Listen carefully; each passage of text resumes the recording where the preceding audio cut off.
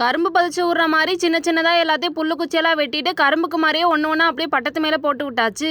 புல்லு குச்சியை உள்ள ஃபுல்லாக தோகையாக நிறையா கிடக்குங்க. அதனால அப்படியே செதறி விட்ட மாதிரி ஆயிடுச்சு. கம்மியாக இருக்கவும் எங்கள் அப்பா வேற இப்படி ஃபுல்லாத்தையும் வெட்டி கொண்டு போய் கொடுப்பா அப்படின்ட்டு வெட்டி காமிச்சிட்டு போயிட்டாங்க. நம்மளும் அதையே ஃபாலோ பண்ணிட்டு கடகடன்னு இருக்கிற குச்சியெல்லாம் எடுத்து கொஞ்சம் கொஞ்சமாக வெட்ட ஆரம்பிச்சாச்சு. புல்லு குச்சின்றது அப்படியே கரும்பு மாதிரியே இருக்குங்க. அங்கனைக்கு அங்கே கணுவா இருக்குல்ல, அந்த இடத்துலலாம் வளர்ந்து வரும். அந்த இடத்த மட்டும் விட்டுட்டு மற்ற இடத்துல சின்ன சின்னதாக வெட்டி வச்சுட்டோம்னா புல்லு நல்லா சூப்பராக வளர்ந்துரும். மொத்தமே ஒரு 3 கட்டு தாங்க புல்லு குச்சி கிடச்சிச்சு. கொஞ்சம் கொஞ்சமாக வெட்டிட்டு எங்கள் அப்பா கொஞ்சம் வெட்டி முடிச்சு அள்ளி பதிச்சு வச்சுட்டோம். மிச்சத்தை நான் வெட்டி முடிச்சோன்னே எங்கள் அம்மா இறங்கிட்டாங்க.